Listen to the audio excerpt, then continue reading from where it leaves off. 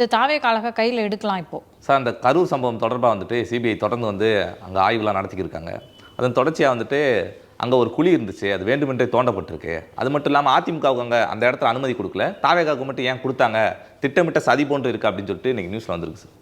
2 information அதில் வந்திருக்கு. விஜய்க்கு எதிராக ஏதேனும் சதி நடந்திருக்கிறதா என்ற கோணத்திலும் விசாரணை நடைபெறுகிறது என்று போட்டிருக்கிறார்கள். அதுபோல் விஜய் வாகனம் வரும் இடத்தில் ஒரு பள்ளம் உள்ளது. இது விஜயோட வாகனம் வரும் இடத்தில்னா வரும் இடத்தில், சாலையில்னு போடல அவங்க. அந்த இடத்துல நான் அந்த இன்சிடென்ட் நடந்த மறுநாள் ஒரு பள்ளத்தை பற்றி பேசின நினைவு இருக்கா? ஒரு பிட்டு இருந்துச்சு, அந்த பிட்டில் ஒருத்தர் தவறி விழ மேலே மேலே எல்லோரும் விழுந்துட்டாங்கன்னு. இது ஒரு லாஜிக்கலான டவுட்டு தானே இது? உங்களுக்கு போலீஸு ஒரு இடத்துல பர்மிஷன் கொடுக்குது, பேய் கூட்டம் அங்கே கூட போகுதுன்றது போலீஸுக்கு தெரியும். அப்போ சுற்றி பார்த்துட்டு யோ இன்னும் அது மூடுங்க அதுன்ட்டு டெம்பரரியாக போட்டு ஏதாவது டெப்ரியை கொட்டி மூடுறதுக்கு நடவடிக்கை நிர்வாகம் எடுத்துருக்கணும். ஒன்றும் இல்லை, அந்த ஒரு இன்ஸ்பெக்டர் கூப்பிட்டு அந்த லோக்கல் பாடியில் கூப்பிட்டு ஒரு ஃபில்அப் பண்ணுங்கன்னா ஃபில்அப் பண்ணியிருக்க போகிறாங்க.